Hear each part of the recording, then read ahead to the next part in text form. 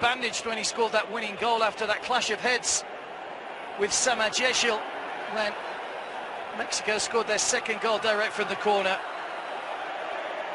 The FIFA Under-17 World Cup trophy will have a new name on it this year. No Switzerland to defend their trophy after they failed to qualify from the UEFA qualifying group. Mexico with the weight of a nation right behind them. Their seniors, of course, lifted the American Gold Cup just a couple of weeks ago.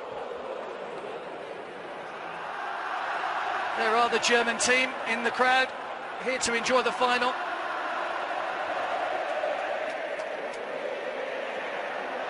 Samajeshil just getting mobbed in the centre there as they all pose for photographs. A good reception throughout this tournament from the Mexican, the German team. But it really has captured the imagination of the people of Mexico, and certainly the people of Mexico City. All Mexico's games in the competition was sold out.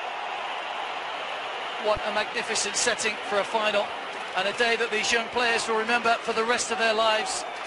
A stage that's been graced by the likes of Pele and Diego Maradona in the past.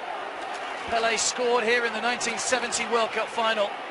Maradona's infamous hand of God and fantastic individual goal against England in the quarter-finals in '86 live long in the memory. A fantastic setting for some as young as 16 here to play on the hallowed turf of the 5th largest stadium in the world.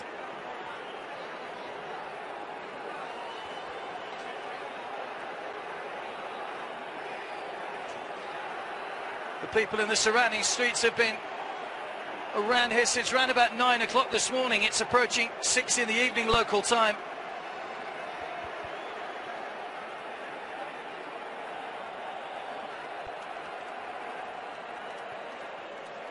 Anticipation has been bubbling in Mexico City for a couple of days.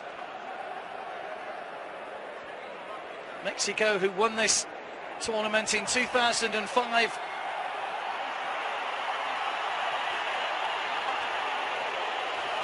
Well, here come the two team flags. The host nation, Mexico's flag, is led out, followed by the blue and white of Uruguay. The two teams won't be too far behind the flag procession as they make their way to the centre. The teams emerging from behind one goal here at the Azteca Stadium.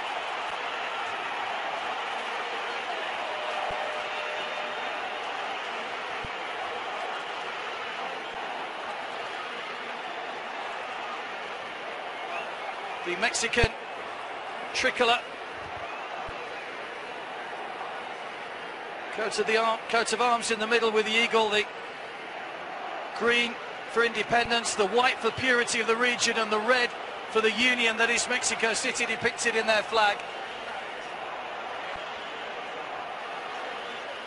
A country with such a fantastic tradition, a populous country as well, a sprawling capital city here in Mexico City.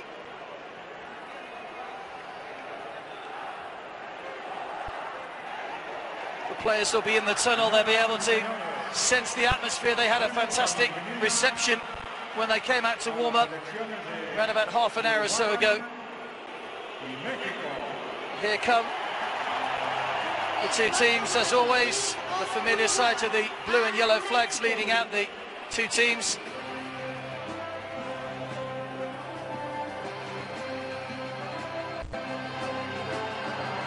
Culmination of 3 weeks' work here in Central America comes down to this. 90 minutes of fast and frenetic football. No extra time, it could go straight to penalties if we're level after 90 minutes. Both teams will be hoping to get the job done in the regulation time without the agony of a penalty shootout. This promises to be a very close encounter between these two teams. Uruguay may be the surprise package making their way to the final. Everybody felt that Mexico, with a weight of support behind them, would do well.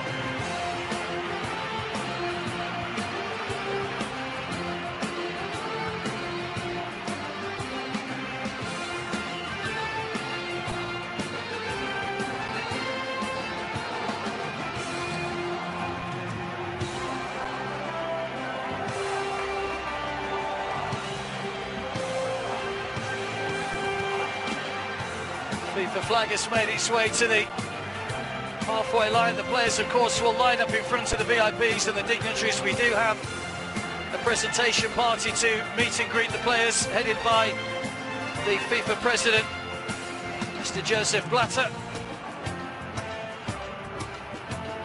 We saw the German team a moment or so ago, no doubt wishing and looking on and thinking that they maybe nearly made it to the final. That stunning finish in Torreon, seeing the host nation through.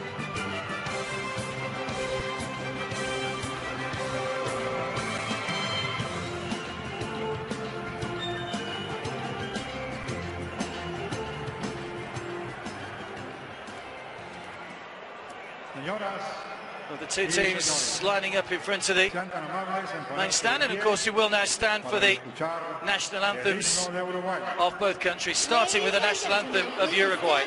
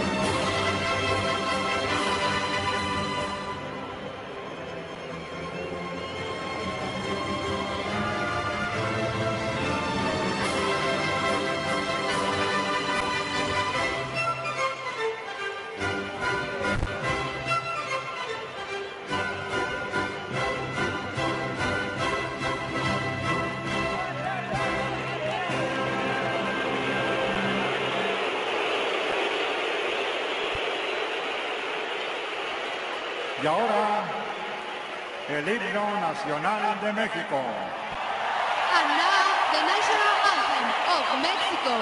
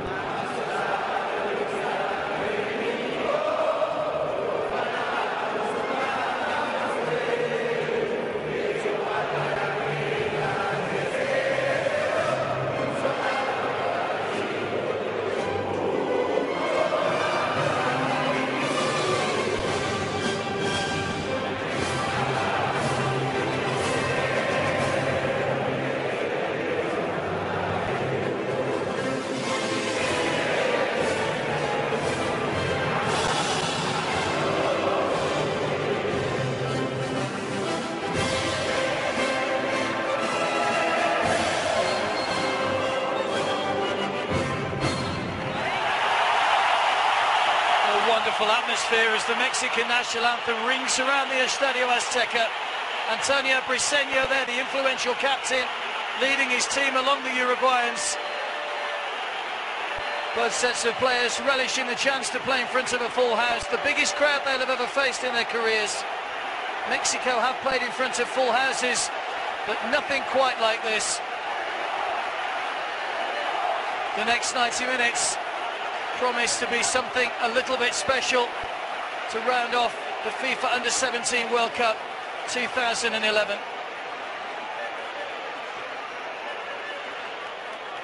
Well, let's look at the teams. Uruguay make 2 changes to the side that beat Brazil.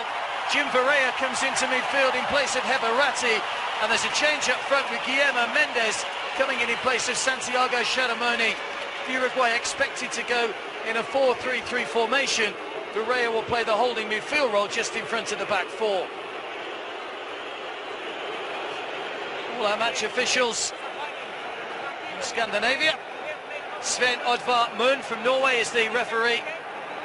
Norwegian and Dutch assistants.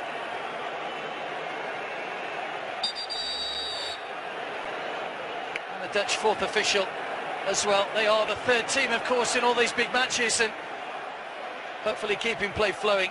Mexico coach Raul Gutierrez makes just 1 change to the team that beat Germany in Torreon in the semi-final. 2-goal hero Julio Gomez, who had 7 stitches and a head wound, drops to the bench. With Jose Tostado coming in, we expect him to play just behind strikers Carlos Fierro and Marco Bueno. The final huddles for both teams ahead of kick-off. Fabian Coito has guided his side to a final. Not many people expected them to get this far, but he knows what a massive occasion it is for Uruguay. Raul Gutierrez has carried the nation's hopes from the very first whistle in the very first match against Korea DPR. There are the substitutes. Julio Gomez at the top of the list for Mexico. He's still heavily bandaged, but is available. It's a tactical change, we understand, from Gutierrez to drop him to the bench. Nothing to do with the injury sustained on Thursday. The noise levels rise once again in this magnificent